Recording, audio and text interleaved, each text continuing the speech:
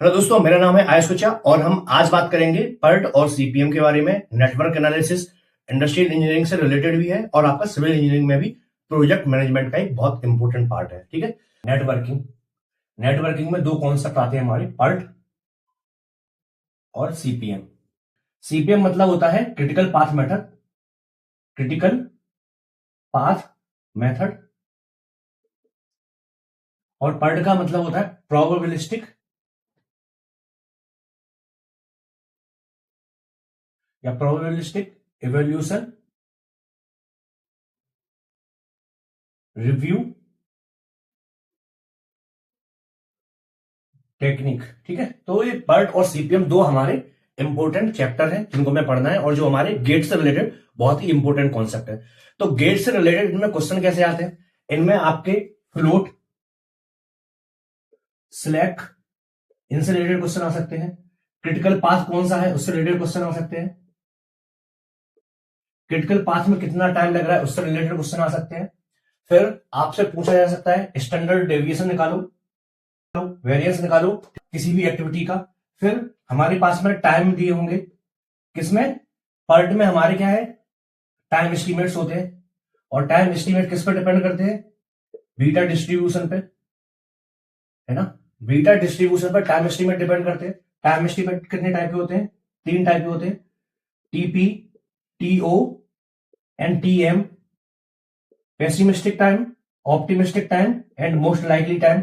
और इन तीनों टाइम के बेसिस पे हमारा टी इक्विवेलेंट आता है।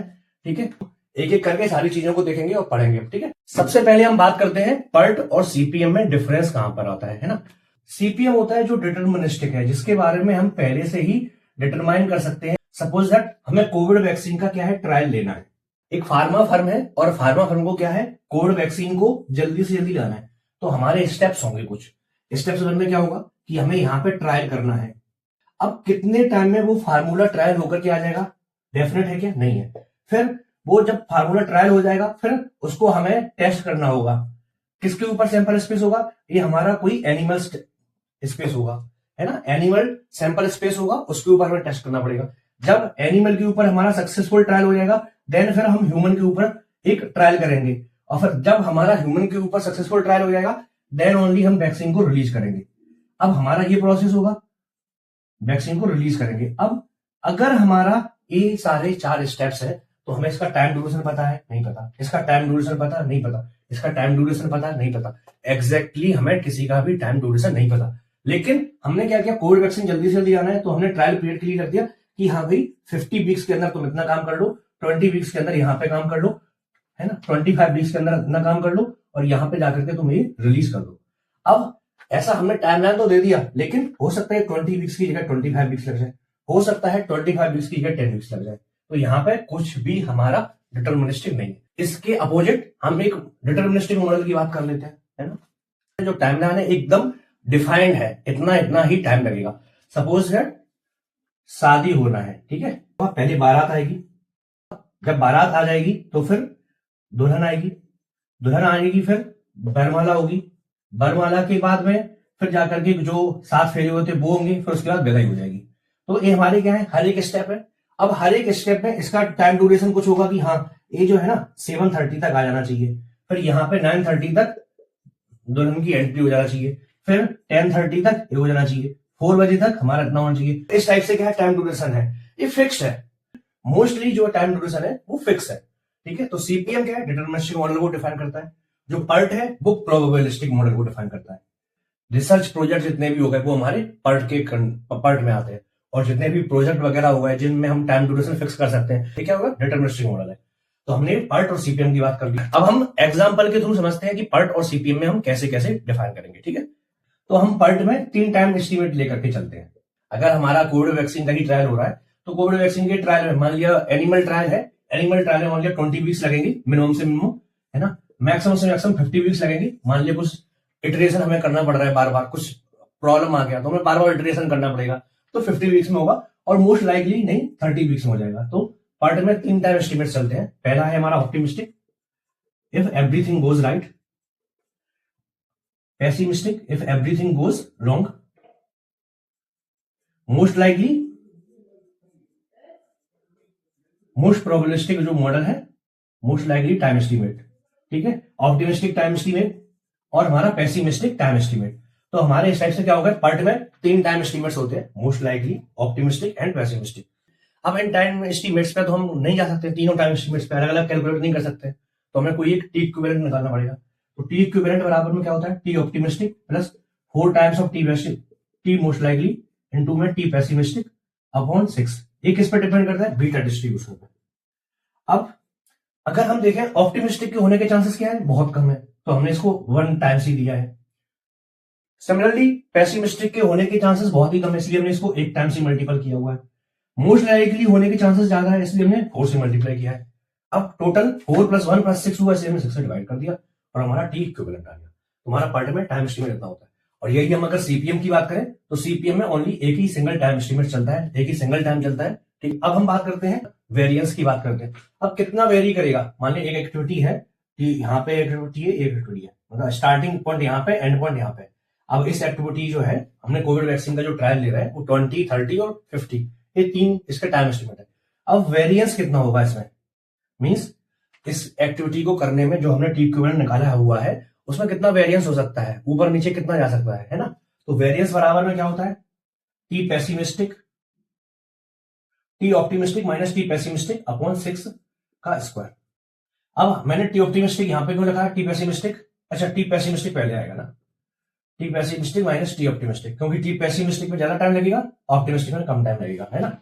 वैसे भी तुम स्क्वायर कर रहे हो तो आंसर क्या आ जाएगा, पॉजिटिव में आ जाएगा।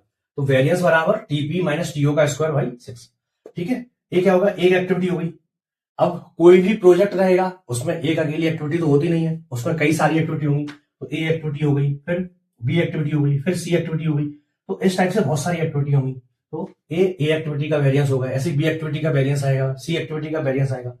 तो स्टैंडर्ड डेविएशन ऑफ प्रोजेक्ट बराबर क्या हो गया, variance of A activity plus variance of B activity plus variance of C activity. और अगर हमें सिंगल एक ही एक्टिविटी का स्टैंडर्ड डेविएशन निकालना है तो सिग्मा बराबर में क्या हो जाएगा, एक सिंगल एक्टिविटी का वेरिएंस ऑफ ए, और वेरिएंस ऑफ ए निकालेंगे तो क्या हो जाएगा, T pessimistic minus T optimistic divide by 6 हो गया। ये हमारा क्या होगा, standard deviation of single activity, ठीक है। इस पे आते हैं, न्यूमेरिकल के बेस पे हम समझते हैं और उससे हमें बहुत अच्छे से क्लियरली समझ में आएगा, है ना। अभी हमें ये वाला न्यूमेरिकल दिया हुआ है, ठीक है, तो हमें बहुत सारी एक्टिविटी दी हुई है। अभी हमें एक्टिविटी को एक नेटवर्क डायग्राम में बनाना पड़ेगा। मैंने अभी नेटवर्क डायग्राम के लिए कुछ कुछ चीजें जो बात नहीं की थी उनकी मैं बात कर लेता हूं, क्योंकि वो न्यूमेरिकल से समझना बहुत इजी है और वैसे समझना बहुत ज्यादा डिफिकल्ट है। तो हमारे 2 बातें होती हैं, एक एक्टिविटी ऑन नोड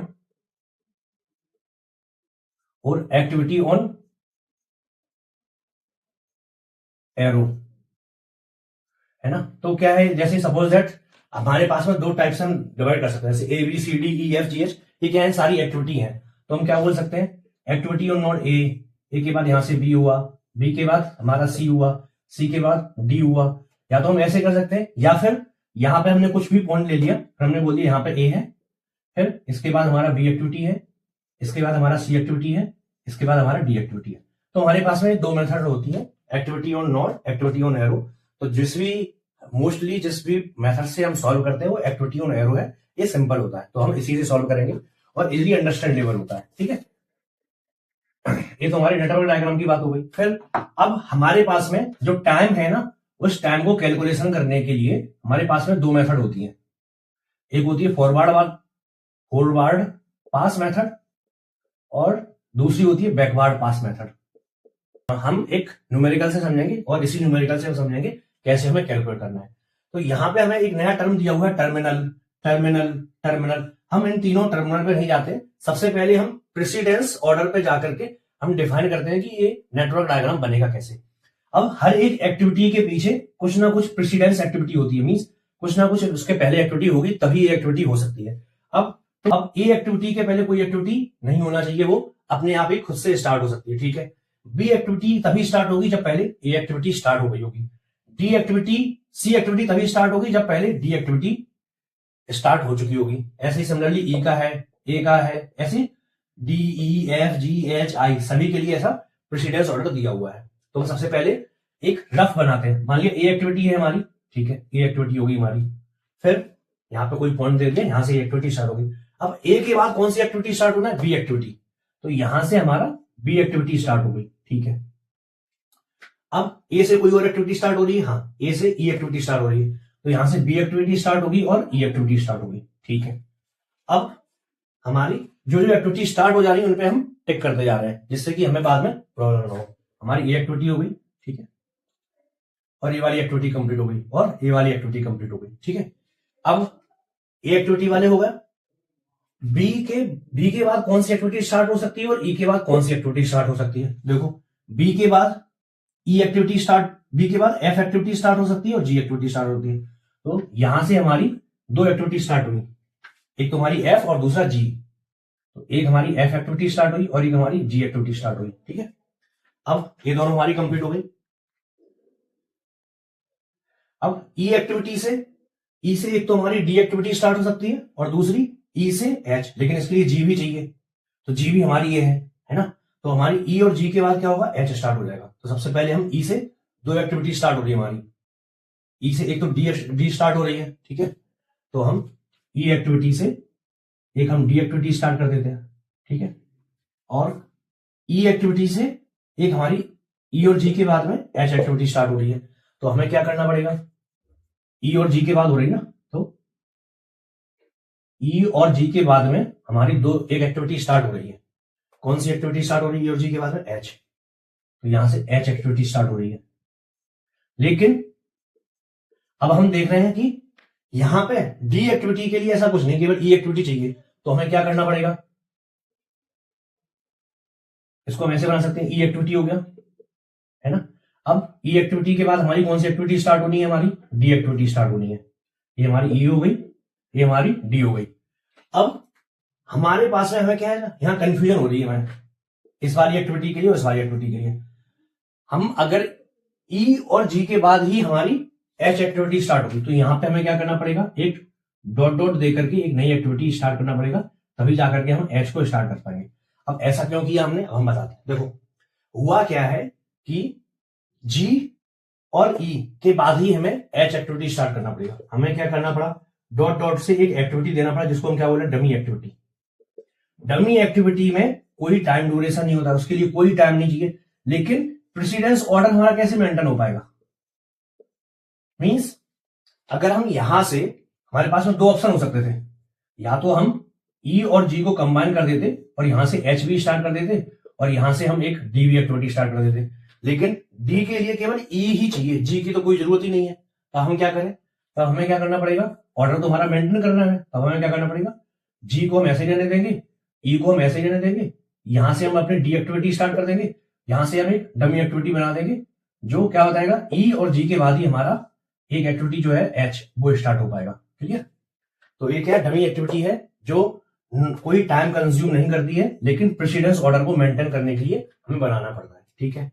अब हमारे पास में क्या होगा?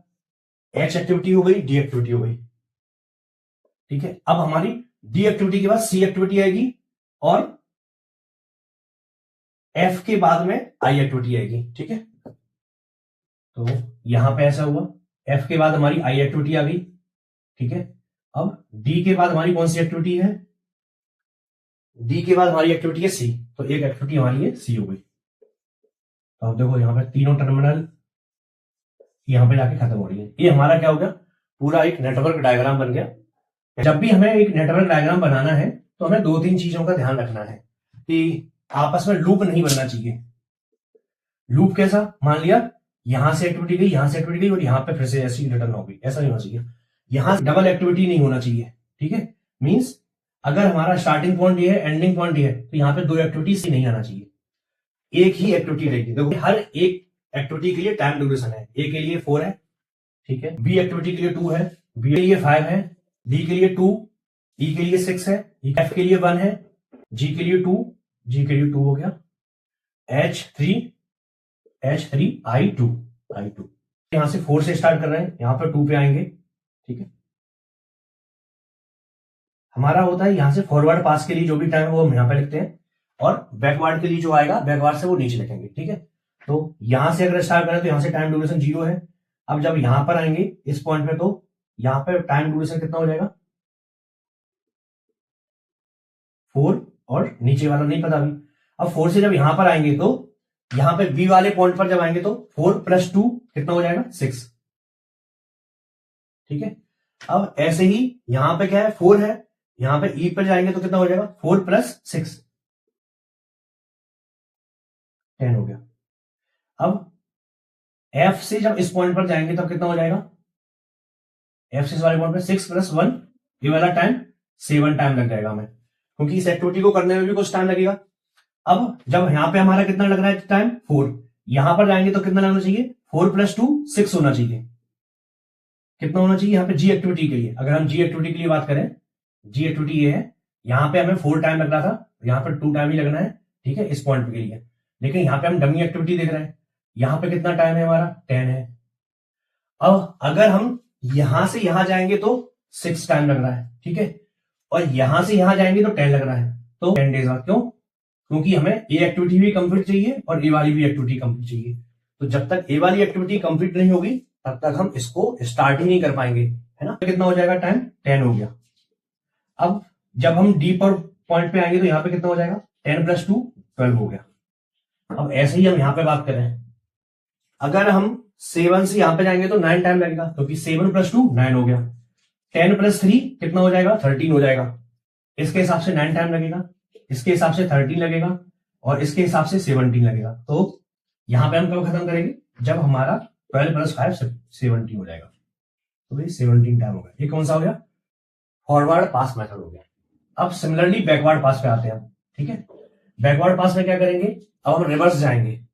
अगर यहां पे हमारा 17 हो रहा है तो यहां पे हमारा ये वाला एक्टिविटी कितने में खत्म होना चाहिए, 17 - 2 करेंगे तो 15 हो जाना चाहिए।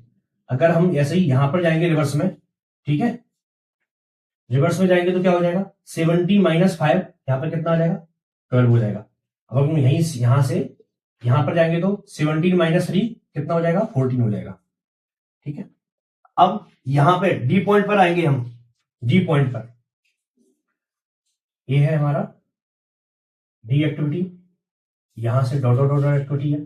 ठीक है, यहां पे 14 टाइम है ये वाला और यहां पे 12 टाइम है। ठीक है, इसमें तो कोई टाइम ड्यूरेशन है नहीं, तो इसके हिसाब से कितना आना चाहिए 14 आना चाहिए। लेकिन डी एक्टिविटी के लिए 2 टाइम लग रहा है, तो इसके हिसाब से कितना होना चाहिए 10 होना चाहिए। मीन्स ए वाली एक्टिविटी जो है वो 10 डेज या 10 हावर्स या 10 टाइम यूनिट के बाद 10 यूनिट तक ही हो जाना चाहिए। तो यहाँ पे क्या है 10 ही आएगा, 14 नहीं आएगा। ठीक है, ऐसे ही हम अगर यहां पर बात करें 15 है, 15 में से 1 गया, एफ एक्टिविटी है यहाँ पे। इसका मतलब ये है कि अगर हम बैकवर्ड जाएंगे, बैकवर्ड जाने में हम ये एक्टिविटी कब तक हमें खत्म कर लेना है। ठीक है, तो अगर हम यहां पे देखेंगे, यहाँ पे 15 है, यहाँ पे 14 है, यहाँ पे 1 टाइम लग रहा है और यहाँ पे 2 टाइम लग रहा है। ठीक है, 15 के हिसाब से कितना होना चाहिए 13। हम यहाँ पे 13 से अगर स्टार्ट करेंगे तो ये हो पाएगा क्या 14 तक, ये वाली एक्टिविटी ही नहीं हो पाएगी। तो हमें क्या होना चाहिए यहाँ पे 12 होना चाहिए। तो 12 के बाद हम 13 तक खत्म करते हैं, कोई दिक्कत नहीं, लेकिन 12 + 2 14 ये वाले तो कंप्लीट होना चाहिए। यहाँ पे क्या आएगा 12 आ गया। एक्टिविटी कितने होना चाहिए 4 तक होना चाहिए। तो हमने सारी एक्टिविटी का यहाँ पे बैकवर्ड कर दिया और फॉरवर्ड कर लिया। सबसे पहले हम इस एक्टिविटी को देखते हैं और इस नेटवर्क डायग्राम में हमें समझना है क्रिटिकल पाथ क्या होता है। ठीक है, तो क्रिटिकल पाथ क्या होता है, वो पाथ जो मैक्सिमम ड्यूरेशन का हो, या जैसे इस पॉइंट से लेकर के हमें इस पॉइंट तक जाना है। तो एक पॉइंट तक जाने के लिए हमारे पास में क्या है, पहले हम ए से जाएं, ए से बी, बी से एफ, एफ से आई, ए से बी, बी से एफ, एफ से आई। ठीक है, दूसरा क्या हो सकता है ए से बी, बी से जी, जी से H, A B G H. और क्या हो सकता है हमारे पास में ए से ई, ई से ए भी प्रेसिडेंस थोड़ा है, ए से ई से एच, ए से ई से एच। और क्या हो सकता है ए से ई से डी, डी से सी, ए ई डी और सी। ठीक है, हमारी जो एंडिंग एक्टिविटी है, स्टार्टिंग से एंडिंग तक जाने के लिए हमारे पास में ये 3-4 एक्टिविटी है।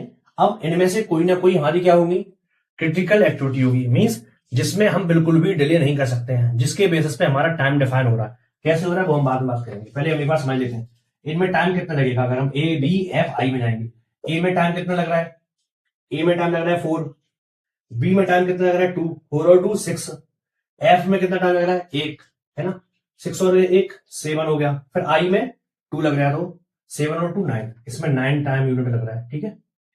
एवीजीएच में जाएंगे तो 4 + 2 + 2, 4 और 2 6, 6 और 2 8 हो गया। फिर एच में जाएंगे तो 8 और 3 11 हो गया। अगर हम ए ई एच में जाएंगे तो 4 + 6 10 हो गया। 10 के बाद ये तुम्हारा डमी एक्टिविटी है, तो डमी एक्टिविटी में कोई भी टाइम ड्यूरेशन नहीं लगेगा, मीन 0 टाइम ड्यूरेशन, +3 हो जाएगा तो 13 हो गया यहाँ पे। अगर हम ए ई डी सी में जाएंगे तो कितना हो जाएगा, ए 4 ई 6 डी 2 एंड सी 5, तो 4 + 6 10, 10 + 2 12, 12 + 5 17। तो हमारे सबसे ज्यादा टाइम किसमें लग रहा है, 17 इस वाले में। तो ए ई डी सी क्या हो जाएगी, हमारी क्रिटिकल एक्टिविटी हो गई या क्रिटिकल पाथ हो गया, मतलब ये हमारा क्या हो गया, क्रिटिकल पाथ हो गया। इसमें हमारे पास में एग्जैक्टली 17 ही टाइम लग रहा है, ठीक है। हमारी क्रिटिकल पाथ कौन सी, ए ई डी सी, ए ई डी सी। ये एक्टिविटी क्या है, हमारी क्रिटिकल एक्टिविटी है, ठीक है, क्योंकि इसी के बेसिस पे हमारा पूरा प्रोजेक्ट का ड्यूरेशन डिपेंड कर रहा है। मींस ये एक्टिविटी सबसे ज्यादा टाइम कंज्यूमिंग है, इसमें हमारे पास में बिल्कुल हमें इसी के टाइम के बेसिस पे प्रोजेक्ट को डिफाइन करना है। तो जो भी प्रोजेक्ट का मैक्सिमम टाइम होता है, या जो भी नेटवर्क डायग्राम में जिस पाथ का सबसे ज्यादा टाइम ड्यूरेशन होगा, वही हमारा क्या होगा, क्रिटिकल पाथ होगा। टोटल फ्लोट का मतलब है हमारे पास में मैक्सिमम किसी एक्टिविटी को करने के लिए, किसी भी एक्टिविटी को करने में हम कितना डिले कर सकते हैं, मैक्सिमम से मैक्सिमम।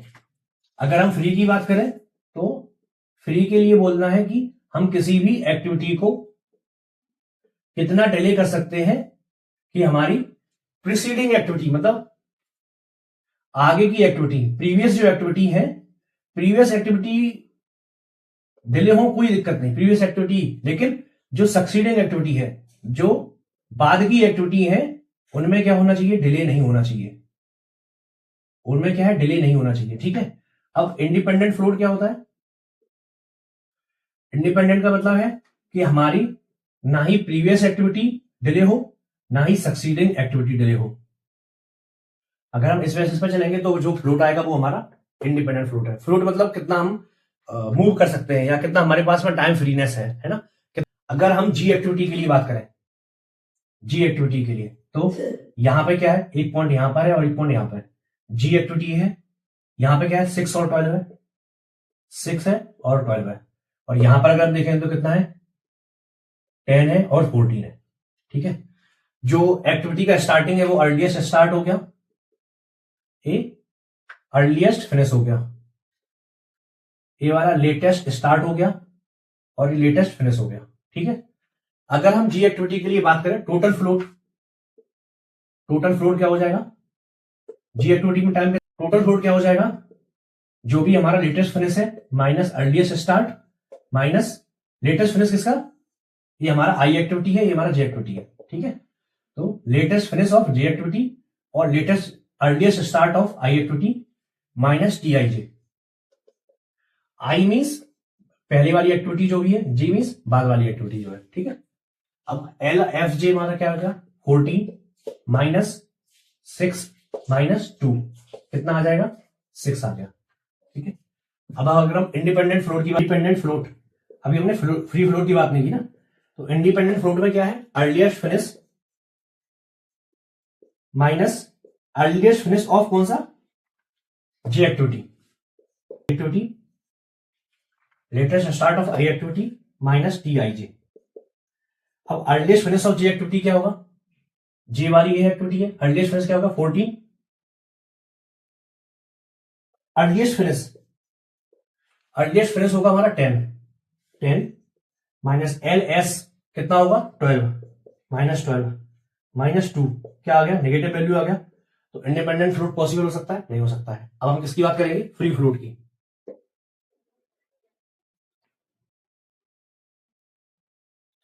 फ्री फ्लोट क्या होगा, फ्री फ्लोट होगा हमारा earliest finish minus earliest start minus T I J, earliest finish of J और later earliest start of I activity minus T I J.